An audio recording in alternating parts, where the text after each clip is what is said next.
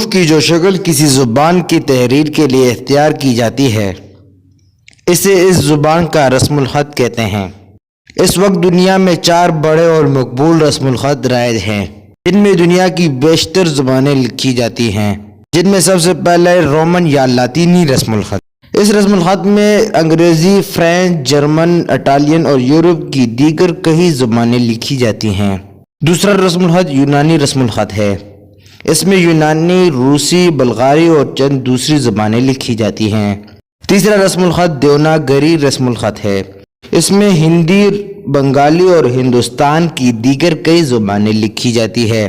چوتھا رسم الخط عربی رسم الخط ہے۔ اس میں عربی، فارسی، اردو، پشتو، سندھی، پنجابی، بلوچی، کردی اور دیگر زبانیں لکھی جاتی ہیں۔ اب آتے ہیں پشتو کے رسم الخط کی طرف۔ پشتو رسم الخط کی ابتدا کا مسئلہ خاصا الجھا ہوا ہے، تاہم 516 قبل مسیح میں ایرانی بادشاہ دارایوش کبیر کے سنگی کتبوں پر کند کیا گیا جو رسم الخط دریافت ہوا ہے وہ میخی ہے، جن کے 3 جملوں کے ہجے پشتو سے مشابہہ ہیں۔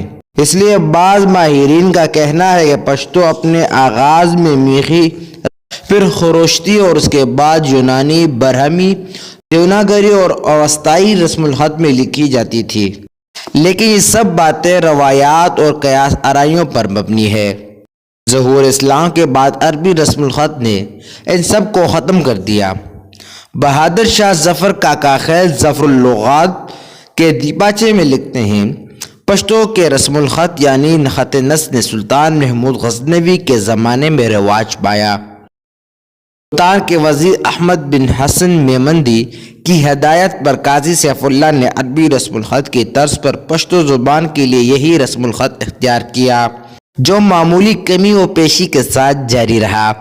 تاہم 10ویں صدی ہجری میں بایزید انصاری نے اپنی کتاب خیر البیان میں پشتو کے حروف تہجی کو باقاعدہ طور پر مرتب کیا۔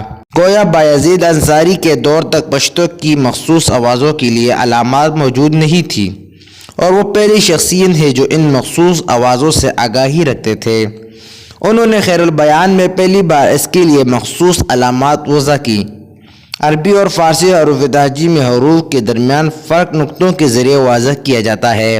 بایزید انصاری نے بھی یہی طریقہ اختیار کیا، البتہ جو حروف عربی اور فارسی میں موجود نہیں تھے ان کے لیے علامتی حروف کے بجائے کنڈیاں استعمال کیں۔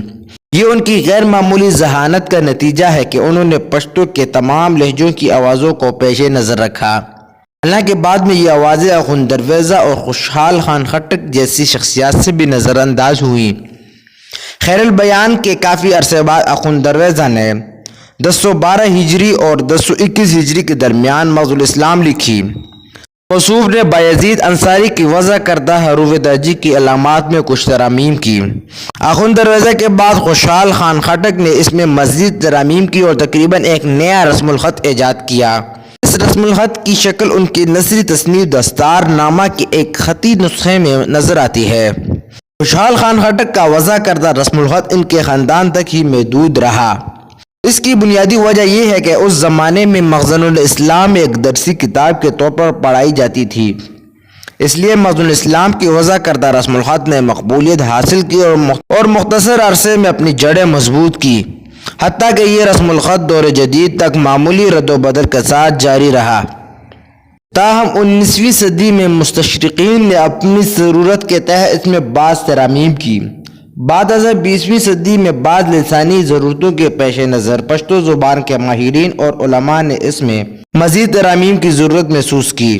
اس زمن میں پشتو ٹولنا کابل کی جانب سے وقتاً فوقتاً قابل قدر کاوشیں سامنے آئی۔ جون 1942 میں پہلی بار اس ادارے کی جانب سے پشتو رسم الخط کی بابت ایک نمائندہ اجلاس منعقد کیا۔ اس میں 25 ادیب اور ماہرین شریک ہوئے اور پشتو رسم الخط کے تقریباً 21 اختلافی امور کو نمٹایا گیا۔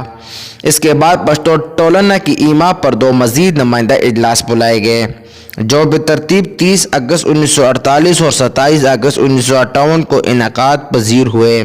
ان اجلاسوں میں صوبہ خیبر پختونخوا اور بلوچستان کے معروف پشتون اہل قلم بھی شریک ہوئے، جنہوں نے پشتو رسم الخط کی بابت چند اہم اور حل طلب امور پر متفقہ فیصلے صادر کیے۔ علاوہ ازیں خیبر پختونخوا میں بھی 1955 میں پشتو اکیڈمی کے قیام کے بعد اس جانب خصوصی توجہ دی گئی اور مارچ 1957 میں پشتو کے بانی ڈائریکٹر مولانا عبدالقادر نے پاکستان اور افغانستان کے پشتون علماء اور ماہرین کا ایک نمائندہ اجلاس بلایا اور رسم الخط کے مسائل کو علمی سطح پر سلجھانے کی کوشش کی۔ اس ضمن میں چند بنیادی فیصلے کیے گئے، لیکن بدقسمتی سے ان فیصلوں کا عملی طور پر نفاذ ممکن نہ ہو سکا۔ تاہم بعد میں متفقہ رسم الخط اپنانے کے لیے ہونے والی کوششیں باور ثابت ہوئیں۔ جولائی 1990 میں محکمہ تعلیم صوبہ خیبر پختونخوا کے تعاون سے پشتو اکیڈمی ہی کی کوششوں سے ایک سمپوزیم میں پشتو کے لیے ایک متفقہ رسم الخط وضع کیا گیا۔ یہ سمپوزیم جو 3 دن یعنی 10 تا 12 جولائی 1990 تک جاری رہا، اس میں متفقہ طور پر رسم الخط کے ضمن میں 17 فیصلے کیے گئے ہیں۔ ان 17 فیصلوں کے بارے میں اگلی ویڈیو میں تفصیل سے بتایا جائے گا۔ تب تک کے لیے اجازت دیجیے۔ اللہ حافظ۔